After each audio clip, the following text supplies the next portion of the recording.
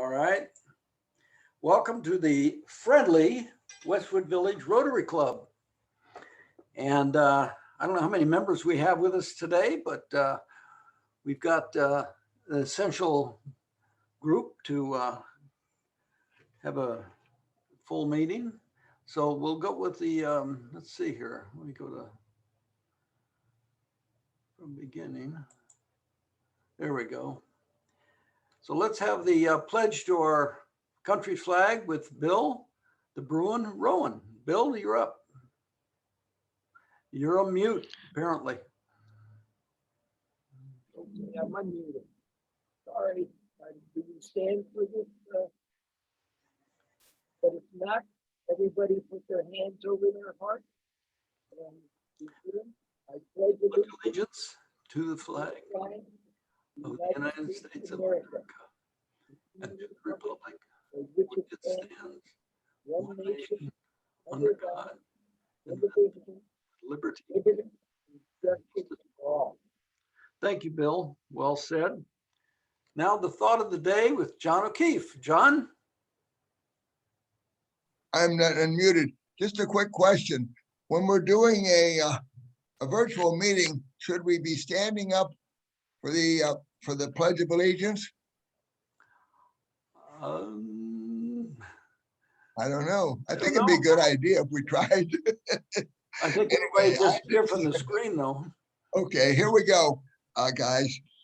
Here's a prayer which I don't mean to be observed or to be analyzed as political at all, but it's something I've been thinking about for some time, and I think we all got to think about this prayer. God, our hearts are broken with pain at the senseless deaths caused by gun violence. Families mourn, children live in fear, and some of our nation respond by arming themselves with more guns with greater capacity to end life. Our disconnection and alienation has caused some to turn to guns for protection and safety. We ask that you touch our heart, God, with your love, heal our brokenness, and turn us away from violence towards peace. Help us to transform our own hearts and to seek peaceful ways of resolving our differences. Let our hands reach out and connect with those who feel alone, those who live in fear, and those suffering from mental illness. Let our voices be raised, asking our legislators to enact gun laws to protect all in our society, especially those most vulnerable. Let our pens write messages demanding change while also scripting words of hope and transformation. We ask this in the name of the God who desires that we live together in peace. Amen. Amen. Amen. Thank you, John. I'm You're sure welcome. that's going to be turned into a political statement at some point, but we're going to bypass that and move right along. Can I ask John a question? Thanks, John, for the thought, but were you suggesting we stand for the pledge because you already told us you're wearing shorts? I don't hear a response to that, so. John, I think you're muted.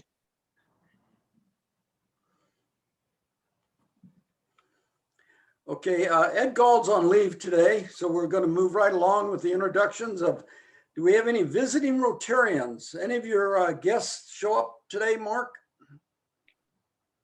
I can't tell.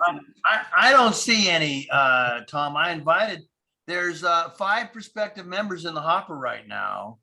But none of them indicated that they could make it today, although one of them said that, you know, now that she knows it's every Thursday, she's going to just clear the deck for Thursdays. Okay, great.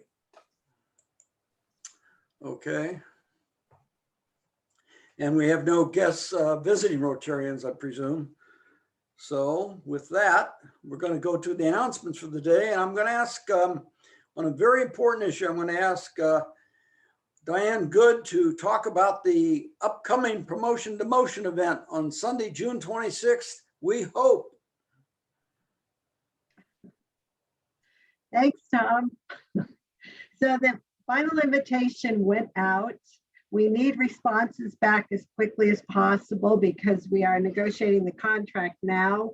We had originally told them 60. I don't think we're going to get quite to that number. So we need to have a better count. And I need to know what you want to eat, salmon or steak. So when you respond, if you will remember to put that in the little note area, I would appreciate it. Thank you. Seriously, this is an important event. We always have an annual party, but we need to know the number, honestly. You have people who have not responded, and because if we can't get our goal of 50 or 60 at least, you know, we might be in trouble to hold this event because the club just cannot pay the fee for people who don't show up. So it's important you get back to Diane. In fact, if you can, during this announcement or during this meeting today, email her and let her know the total amount, or respond to the invitation which went out yesterday, the formal invitation. Everybody needs to answer that. We just need to know the number. What are the, Tom, what are the choices of food again? The food? Salmon or steak, filet. How about steak medium rare? Can you get it there? I'll do my best. I'm just kidding you. Okay. All But right. we will be announcing the Rotarian of the Year at this event. And we do have a couple of contests with prizes that we will also be presenting. Oh, okay. And it's on the water, so it should be a beautiful evening. Is this a black tie event? For you, Michael, yes. It's on the ocean, so very formal, casual. All right, I've got a little feature today. This is actual court testimony, I think it is, what the witness said. Attorney, what gear were you in at the moment of impact? And the witness said, Gucci sweats and Reeboks. That's not. Attorney, what is your date of birth? July 10th. What year? And the witness said, every year. Now, doctor, isn't it true that when a person dies in his sleep, he doesn't know about it until the next morning? And the witness said, did you actually pass the bar exam? Now, no offense to you attorneys, but these are kind of funny, I thought. How was your marriage terminated? By death. And by whose death? And the witness said, take a guess. All of your responses must be oral. Okay, now what school did you attend? And the witness said, oral. I don't get You weren't laughing, Mike. I'm sure. She had 3 children, right? Yes. And how many were boys? None. Were there any girls? Your Honor, I need another attorney. it. You're right. Doctor, before you performed the autopsy, did you check the pulse? No. Did you check for blood pressure? No. Did you check for breathing? No. So then it was possible that the patient was alive when you began the autopsy? No. Then how can you be so sure? Because his brain was in a jar on my desk. The attorney said, I see, but could the patient still have been alive nevertheless? And the witness said, yes, it's possible he could have been alive and practicing law. Terrific. Attorney, do you recall the time you examined the body? The autopsy was performed around 8:30 p.m. And Mr. Denton, was he dead at the time? And the witness said, if not, he was by the time I finished. Can you describe the individual? About medium height and had a beard. Was this male or female? And the witness said, unless the circus was in town, I'm going with a male. Doctor, how many autopsies have you performed of dead people? And the witness said, all of them. The live ones put up too much of a fight. This is enough of that stuff. Okay. Guest speakers, Duane Muller and Dave Karwaski. John, will you please introduce our speakers? I'm ready. Okay, wait a minute now. Today, our guest speakers are going to speak about the Sepulveda Transit Corridor Project. We're going to find out all about it today. It's called STC, that's Sepulveda Transit Corridor for All. It's a coalition of organizations and individuals from across Los Angeles advocating for an accessible and equitable Sepulveda transit corridor that includes a direct station on the UCLA campus and a seamless connection to the Purple D line Westwood Village station.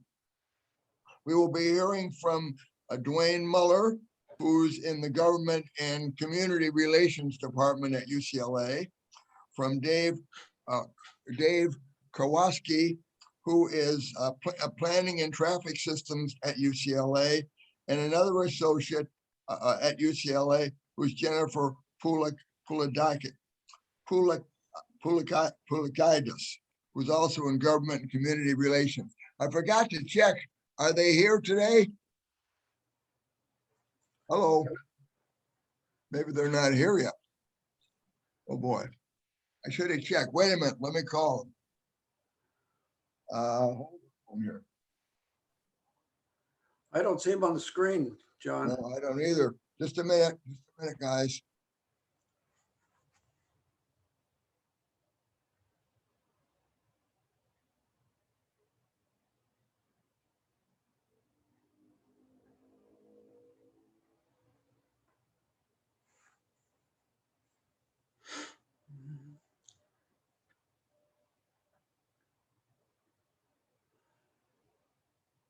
Boy.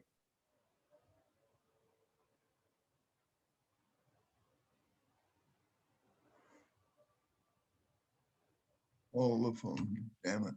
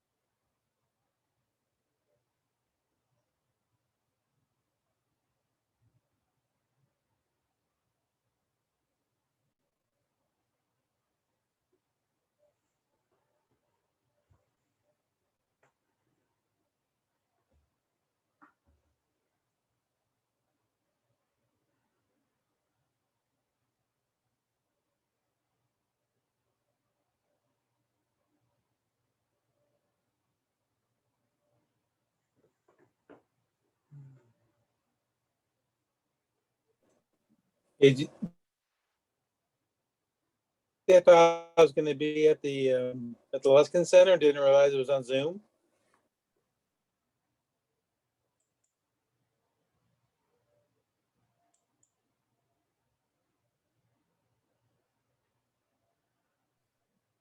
You could be sitting over there at the Ruskin.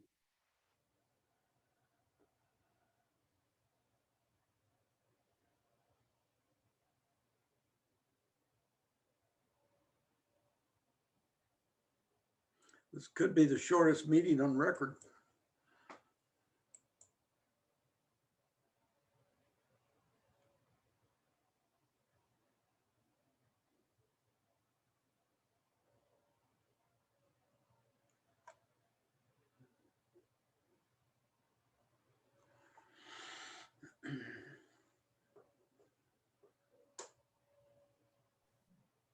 Have they come in yet? Yes, Yeah. I'm one sorry, of them, yeah. sorry about that. We had a fire alarm mishap. I just let one of them in. Duran. Hi, Duane Muller with UCLA. I just arrived and notified my colleagues as well. I'm sorry, we thought it was at 12:45, so. Yeah, I called them in at 12:43, but they're very efficient over there at UCLA. So, and they're on a time schedule. So here she is, Duane Muller. Thank you, Duane. Thanks, John. It's Duane Muller. Nice to see you all. So we're being joined by Dave Karwaski from UCLA Transportation and Jennifer Pulakidis, who's our Associate Vice Chancellor for Government and Community Relations at UCLA. Nice to meet you all. And I think we have a little PowerPoint presentation that Dave was going to provide. I don't know how many of you know much about the Sepulveda Transit Corridor project. Anything at all? Probably not too much, no. Okay. Well, we've got a few slides that we could present if Dave has co-host authority, and He's co-host. okay, perfect. And then we can, leave plenty of time for questions. Really what we're here to do, Jen and I are part of government and community relations. Dave is part of UCLA transportation, so he knows everything transportation related. And we're part of a growing coalition here that is advocating for two things as part of this Sepulveda Transit Corridor, and that is a stop at UCLA, a station, as well as a connection to the Purple Line. And Dave, through his PowerPoint, will kind of explain how that all will work, and then we'll answer any questions you might have. So thank you again for the opportunity to present. I'll turn it over to Dave, unless Jen wants to say anything. Okay, good afternoon, everyone. As Duane said, I'm from UCLA Transportation. I'm the Director of Mobility Planning and Traffic Systems. So let's see. Duane, are we looking at the whole slide? Okay. We can see you. All right, I'm going to just jump right in. So the Sepulveda Transit Corridor project will link the San Fernando Valley to the west side via a rail connection. The relentless traffic congestion on the 405 through the Sepulveda Pass demonstrates the significant need and the travel demand for this connection. The region is really long overdue for this much needed mobility improvement. Now on the map, the light shaded area is the study area. You can also see other metro lines and projects. This is the orange line. This is the future East San Fernando Valley light rail line. The blue line down here is the exposition rail line. And this is the coming purple line, the dashed purple. And then of course the campus there is the blue star. So this is going to be a really wonderful connection, sewing together all of these rail lines, making this transit connection across or through the Sepulveda Pass. So where is the project at today? Regarding timeline, it's now in the CEQA and NEPA environmental analysis phases. Going to follow the typical environmental review process, but there's some complexity brought by the public-private partnership team's proposals. Metro has invited private firms to come in and bid on the project if they feel that they can do this for a reasonable profit over the time, given the massive capital investment that they would have to make. The idea of pulling in these private entities to bid on fulfilling the project is to shorten the timeline. There's some risk sharing involved, but also thinking that rather than wait until 2050 or so to build the line, that it could be done much sooner, even as early as the 2030s, early to mid 2030s. But the environmental review analysis period is going to remain the same. There's going to be a draft environmental impact report released in late 2023, approximately a year and a half from now, after which there'll be a public comment period where we will all get to take a look at all of the environmental analysis and comment on that, and then the Metro Board of Directors will pick a locally preferred alternative in early 2024. So again, the next year and a half, they'll be studying the whole gamut of what's possible, the various alternatives, and all the potential impacts that they have. Come back in early 2024 and decide which one is going to become the constructed rail line in the future. So while you read these bullet points, I would note this comparison. The purple line extension that's now under construction in Westwood is expected to serve approximately 60,000 riders per day. The ridership estimates for the north-south Sepulveda line are almost or even more than twice as many, upwards of 133,000 riders per day. As you can see, there's a significant demand, as we all know, just by looking at the traffic going over the pass each day. But this project is really regional in significance, and it's not just the transportation connection. If you consider this holistically, think of rent prices and housing costs on the west side compared to what they are in the valley. We are a public university after all, and this element of access of students in the valley being able to reach UCLA and what I would call train it to work and not have to get an apartment over here in the west side. They'll have a reliable transit connection that they would be able to take back and forth to campus.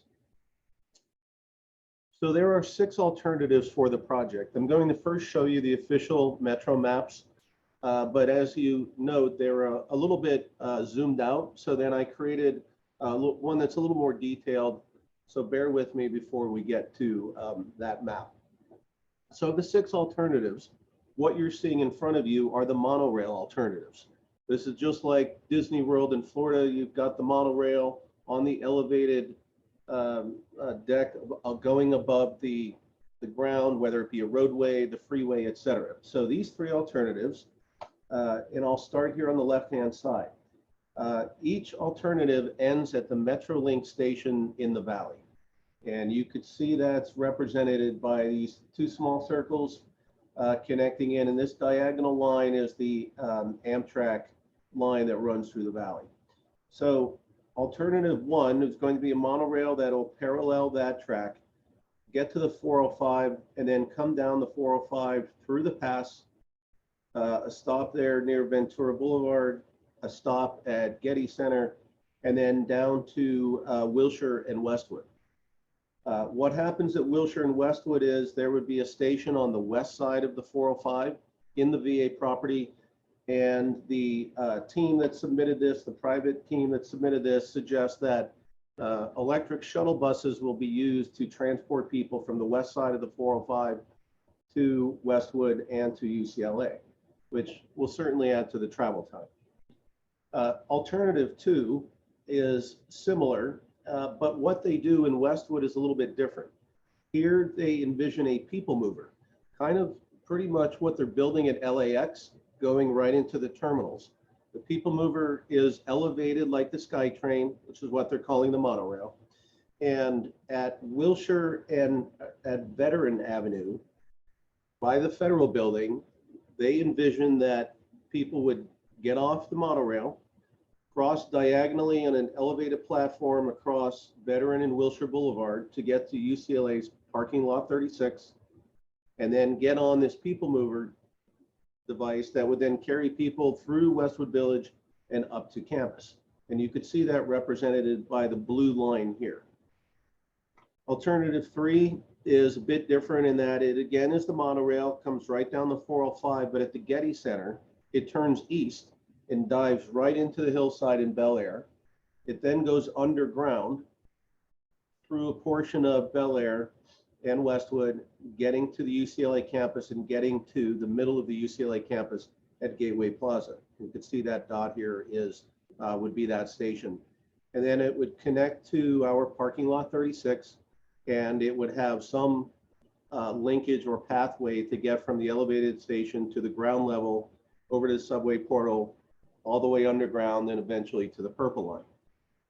Now, moving on to the heavy rail alternatives. And when we say heavy rail, we essentially mean here a subway.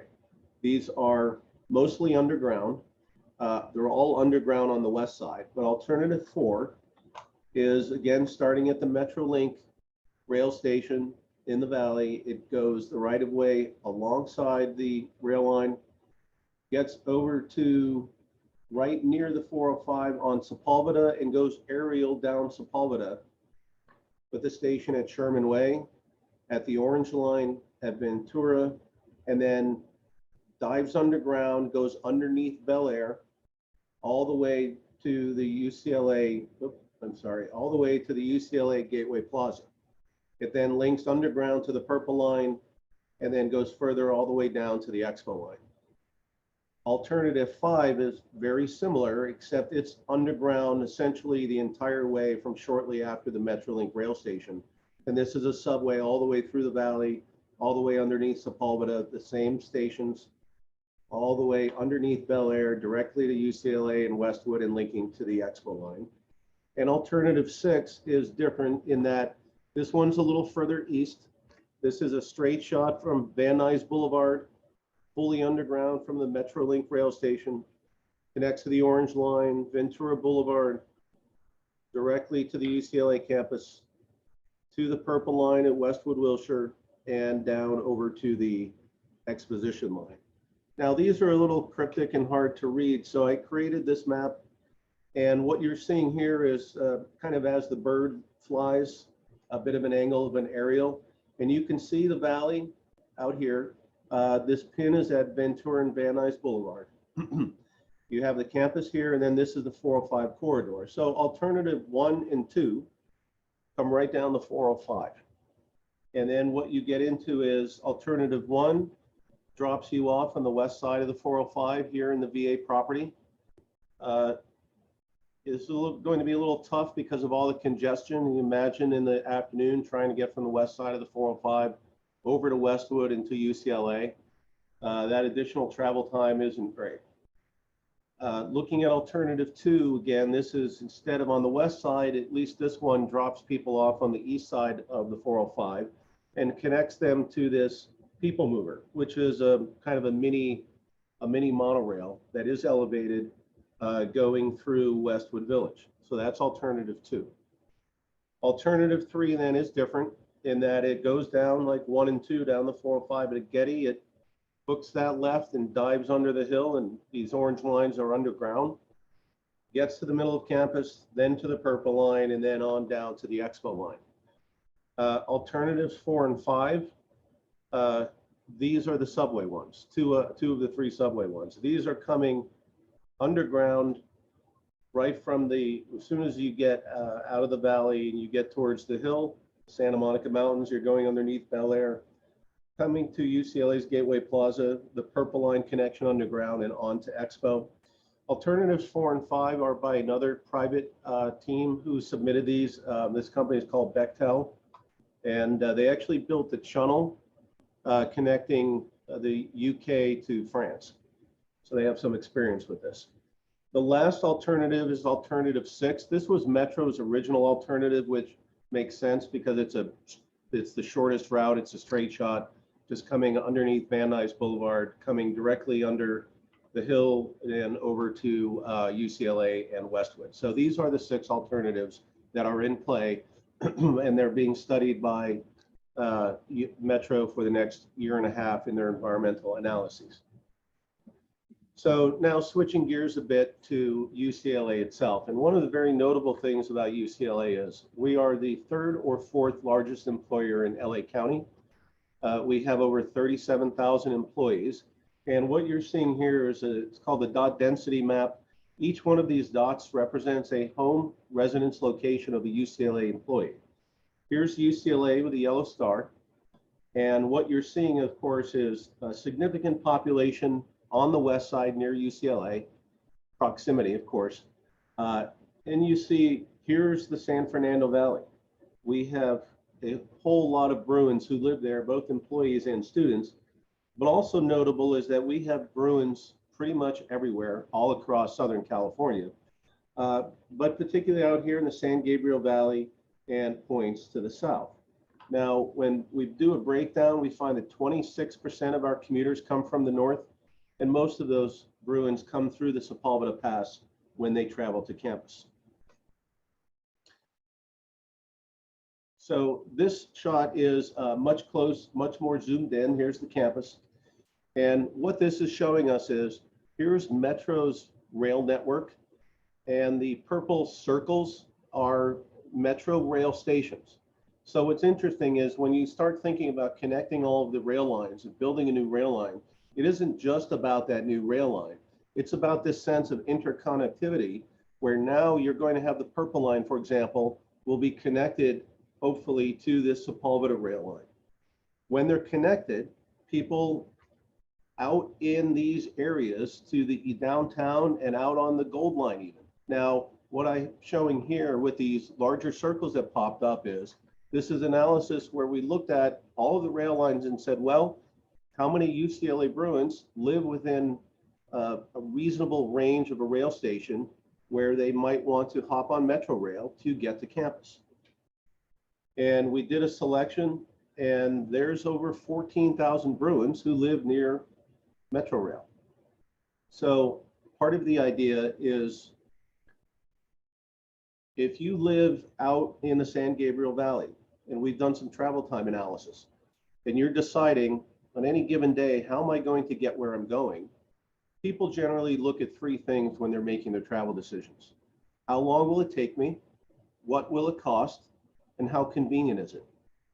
So we perceive, and what we've seen by the evidence of many people taking Metro to get here already, is that a whole lot of these commuters in the future will take rail to get to UCLA, particularly if they can connect from that purple line and get on the Sepulveda north-south line and then get up to campus. That crucial last mile link of not getting stuck down at Wilshire and Westwood, but actually getting up to campus elegantly on the rail line.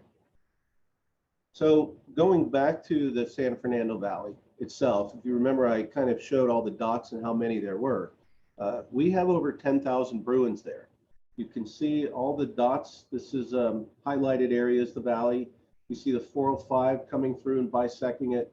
You see the 101 here going through the South Valley. Well over 7,000 employees and 2,500 students. And I would say that this is great, and this is a large number, but really what we would like to see is the student number grow in the future.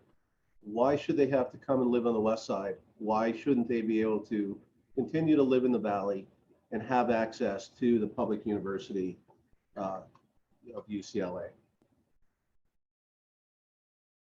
So zooming in even further to campus, the aerial photographs you see, if we look at the one on the left, this is the vision. This is having a station right in Gateway Plaza, right in the heart of UCLA. This number one is where that would end up being. And proximate to this, there's the Reagan Hospital just to the south. There's Medical Plaza by it. There's what we call the CHS building. These buildings alone together, it's about 5,000 employees every single day who would be within walking distance of the stop. Now, you would see these potential alignments that Metro had sent many moons ago. And what they're showing is just the way that that would connect to the purple line. These two purple circles represent the purple line station at Wilshire and Westwood, and then Wilshire and Gailey on the one just to the west. And that shows you that connection. So if you're out in East Pasadena and you take the train in, ideally you would like to switch, get on another train and get right to the middle of UCLA. So back to how people make their travel decisions. When we look at travel time, I really like to use the purple line. You can read what's on the table here for the future possibilities for the Sepulveda line. But if you thought about driving downtown now from Westwood, it would take you during a regular business day probably as much as an hour.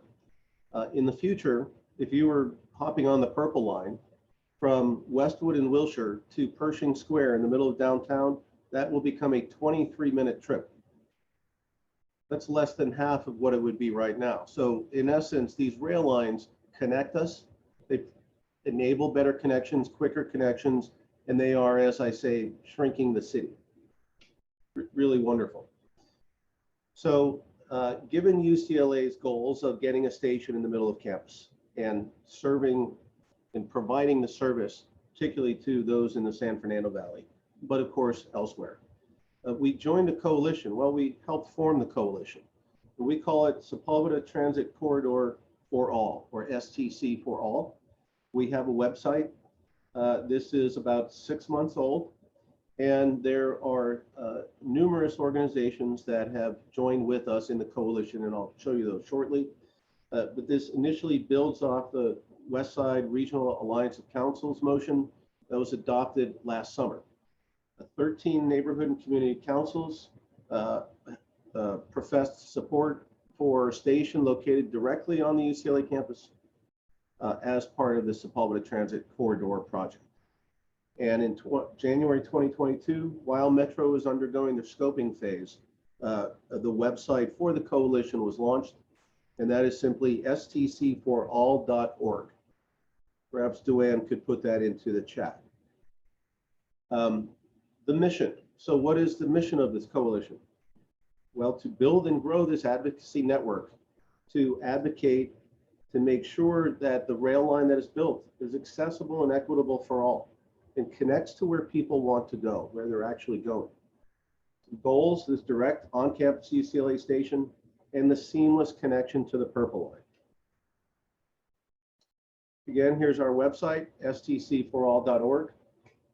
Education raises awareness, provides the updates on the news, offers opportunities to get involved, whether via email. We have some outreach tools, a frequently asked questions section, some resources, and we continue to refine and build out the website.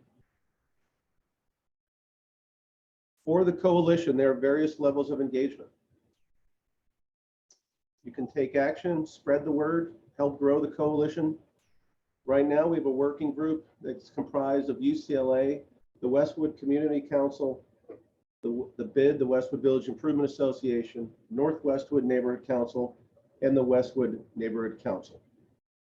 The working group is an advisory group that helps focus and hone the aims and the efforts of the staff. Here are some of the logos from the coalition. And here is a list of the outreach we've done so far, both to educate the political decision makers and to make sure that our voices are collectively heard. So in summary,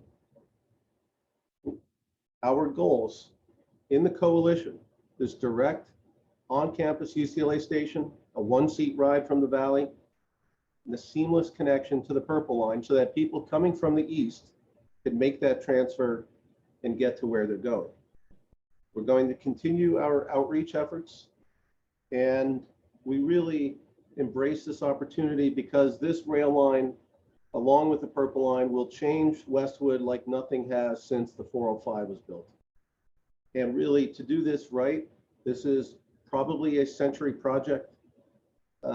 We need to be all in on this and make sure that it's the best possible project and not a quick and easy, get it done type of project.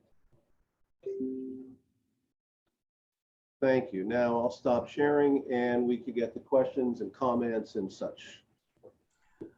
Dave, I've got a question about the alternatives 1 and 2 and 3 versus 4, 5, and 6. Okay. If you go down the 405 on a metro rail, that's going to be a lot cheaper than going underground with a subway. Doesn't that almost preclude the alternatives 4 and 5 versus the 1 and 2? So that's a very good question, Tom. And really, you're hitting one of the points that pop up most often is about the funding. And the funding from Measure M provides upwards of $9 billion for the line. There are estimates that the line, the monorail version, may cost somewhere north of 12 billion. The rail line, the subway line could cost billions more than that. So what's going to happen is, much like, for example, with Section 3 of the Purple Line, that recently received $1.3 billion from the federal government that's helping complete the line. So if you look at the project from a standpoint of technical merit, when the Federal Transit Administration looks at doling out funds countrywide and they're looking at competing projects, this project will compete with any project in the country. Now that New York City and their 2nd Avenue subway is complete, at least at this point, this is going to be the largest rail project going with certainly the highest ridership potential. So we would hope that federal funding would be available, and that's Metro's job and what they're good at. So if they decide to build a subway, then that's showing confidence like they've done in the past with pretty much all of their very large projects. They're going to chase and hopefully obtain the money like they have before. But there is a cost delta to it. The question is, do you do something that's affordable locally and not as good potentially, or do you do something that is robust And I look at it this way. The Valley has the population of the city of Philadelphia. That's the 6th largest city in the United States. That, from a professional standpoint, tends to suggest that it needs really robust rail service. And while that is certainly possible with the monorail, that isn't what they're typically oriented toward. So there are some lines in China that do carry that many people. We'll have to see. I think if the monorail was built, it would immediately be one of the most well-used monorail lines in the world. So, all right, let's go to Philip. Yeah. Yeah, hi. The only choice is the underground. You can't have something that ends in the middle of 405 by the VA and have to take buses to UCLA. No one's going to use it. It's going to take too long. It's just going to be a disaster. We have to think of LA 50 years from now and not just, 5 years now, 10 years down the line. It seems the biggest complaint seems to be from the Bel Air homeowners who don't want it going underground.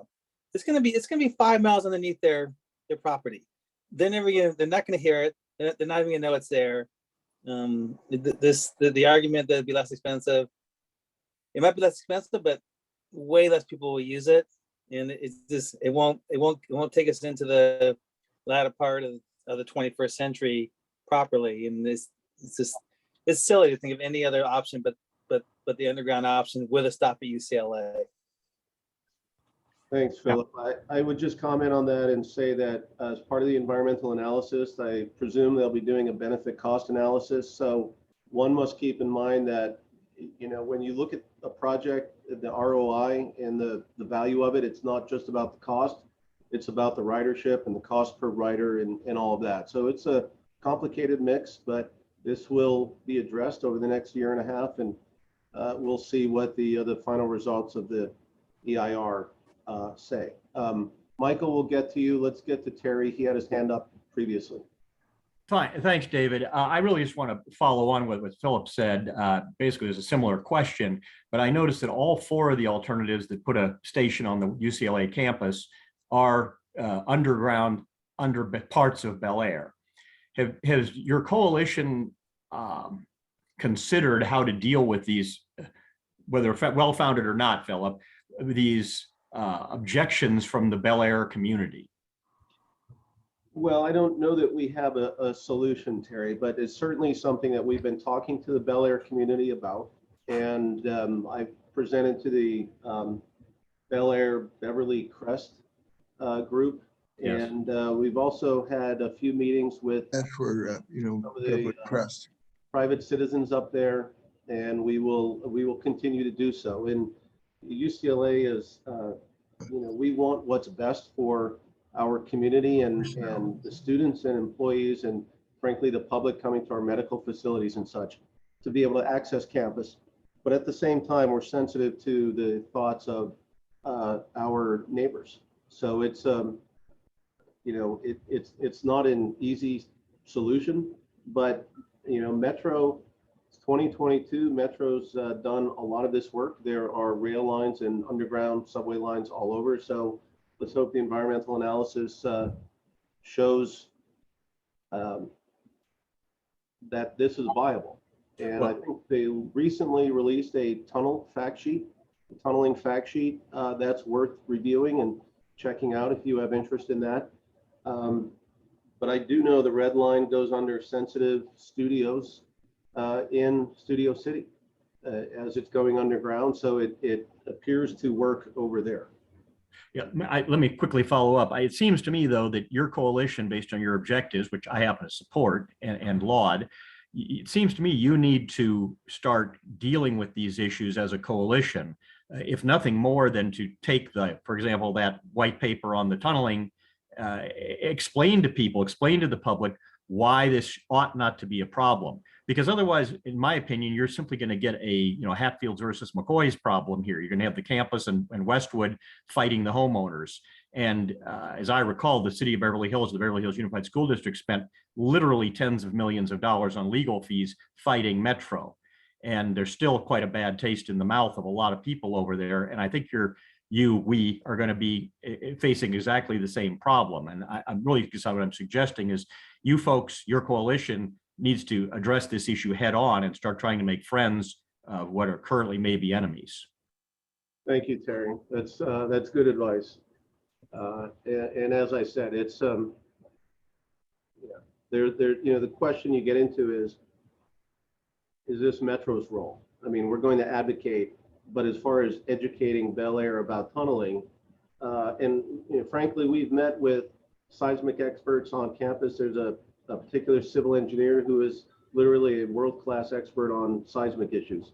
And we met with him about tunneling and got some education. But, where do you draw the line as far as how much does the coalition try to educate, and really what is more the appropriate role for Metro to try to educate? So, that's a tricky line to draw.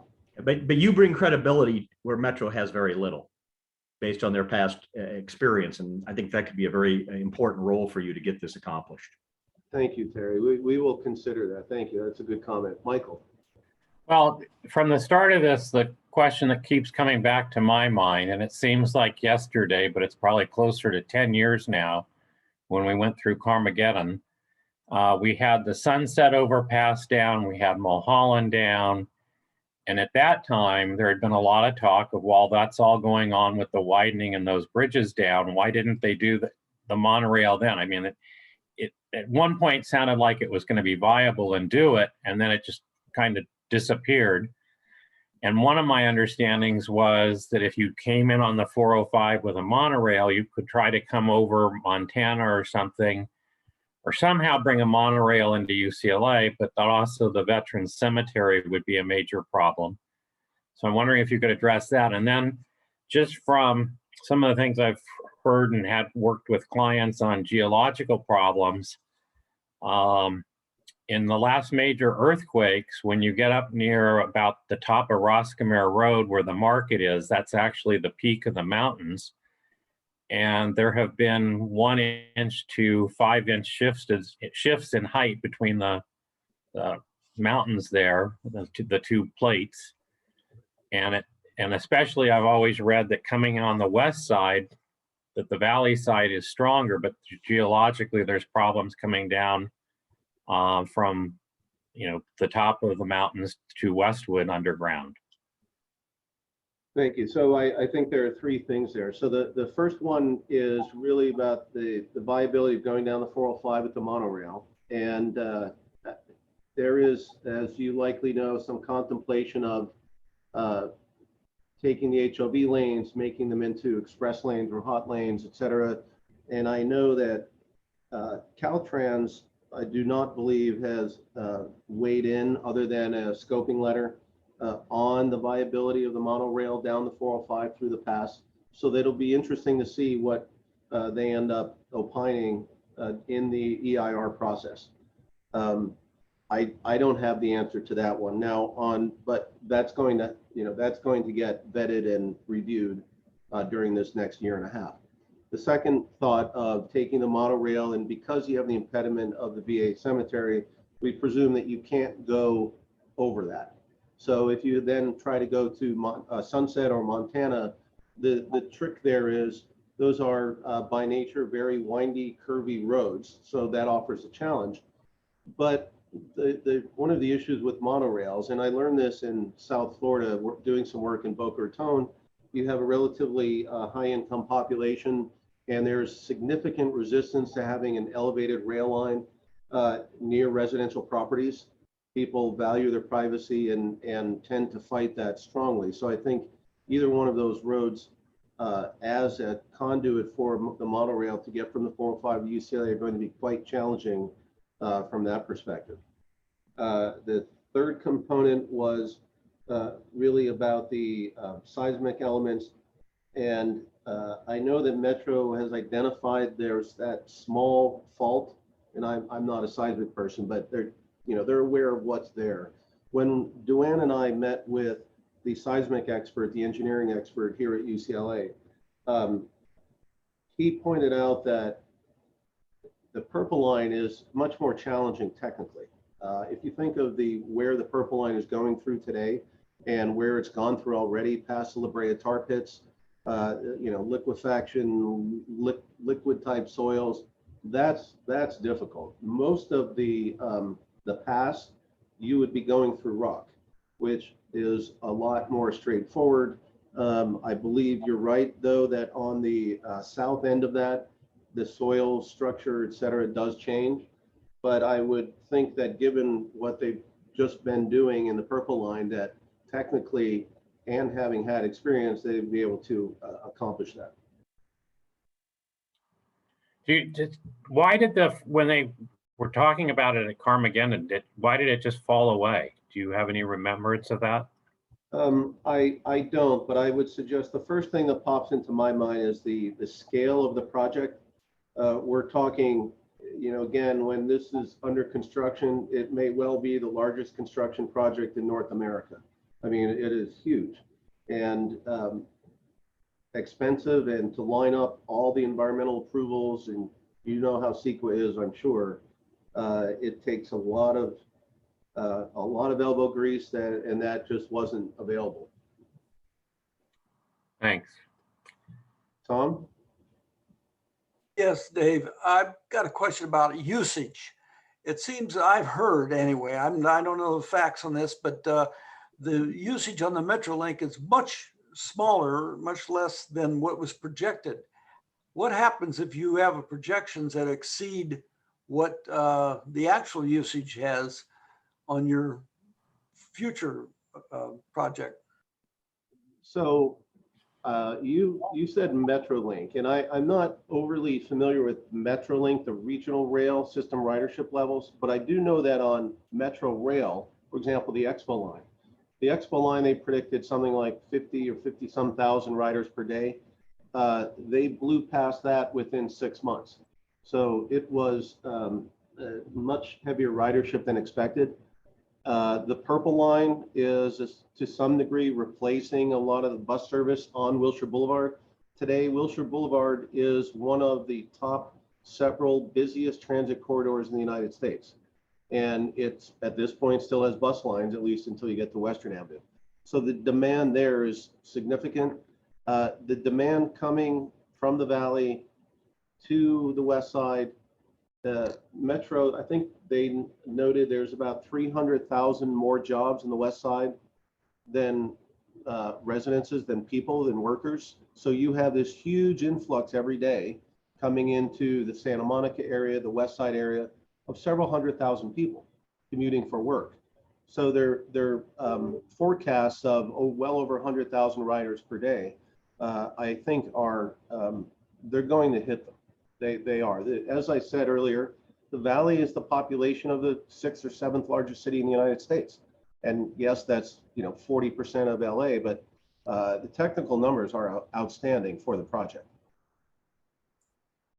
Thank you. That's good information. Stephen? Outstanding presentation, David. I have a question about who owns the rights below the surface. So do golf courses and commercial property owners and homeowners, how far down do they have property rights? They do have property rights, and I know that Metro has to go through an easement process. They have to obtain easements, but I'm not sure about the details of how deep. Because if you're on the hill somewhere and near Mulholland, perhaps, Philip was right. It's going to be hundreds of feet below them, certainly, especially near the top. Will Metro still be buying easements from them? I would guess so, but I honestly don't know. But they will have to purchase easements for whose property they go under. And so as a follow-up, what's the potential for eminent domain in these matters? There's always potential for that. That was something we had to contemplate here at UCLA when we were negotiating with Metro, replacing one of their Purple Line portals on our parking lot 36 down near Gailey and Wilshire. And from our perspective, we entered into real estate negotiations with Metro to negotiate the value of the property and what we would get paid. And those negotiations are still ongoing. So, you know, that's not easy. That requires a lot of effort and work. But they can do eminent domain. I believe, I'm sure they've done it elsewhere in the past, but generally they seek to avoid that and find that middle ground where it's palatable to the property owner and to them, so that reduces their legal fees and costs of having to go through that legal process. Thank you, David. Are there any other questions? John? Yeah, I just wanted to comment a little about the future usage of these kind of lines. I grew up in Chicago and I worked in New York City and in San Francisco, and have seen what the rails have done in those cities. My feeling is that in as much as this is still very much a car culture in LA area, there's going to be a huge demand for this system. I mean, every time you try to drive downtown, it takes another 15 minutes longer now to go to the symphony or something like that. So I think the sky's the limit on the usage of this in the future. Thanks, John. Richard. Considering the cost of driving and the potential for extreme high volume, this will finally be an operation that will be self-supporting? I'm not sure. I would say that the chances of that are not great, because most rail lines in the United States, actually, well, I'm not sure about Mexico, but in the United States, there aren't many that achieve that goal of paying for themselves. And you know, that's the old concept of what they call fare box recovery. You know, you put your coins in the old days in the fare box on the bus. I think Metro runs in the low 20% for fare box recovery. Most American transit agencies are somewhere between the teens, somewhere like 15% to 40% fare box recovery. But there are some areas that do quite well, and in Europe and in Asia, so many of them actually do pay for themselves. They get greater than 100% fare box recovery. It's not typical in the United States, but there is on the public-private partnership side, part of that is it's a design, build, and operate proposal. So those companies would be stepping up to actually operate the line, and I'm sure that there's a lot of details related to how that will work contractually. Thank you. Are there any other questions for David? Well, I'll tell you, that is very interesting and thorough discussion, David. We really appreciate you taking the time to come on here and explain this. I'm sure people have additional questions, or they can go to the websites that Duane showed up in there. But anyway, we're going to make a contribution to the Westwood Village Library in your honor for coming today, and we thank you very much. Thank you. Appreciate it, Tom. Thanks, everyone. Thanks so much. Yeah, thanks, Tom and John. If you have any questions, feel free to reach out to me. And if you are interested in joining the coalition, we'd love to welcome you to that. And all you would have to do is send me an email with your logo. But again, if you have further questions, feel free to reach out. Thank you very much. Thank you. Have a good Thursday. Okay. Very good. Thank With you. that, we'll Bye. bring the meeting to an end.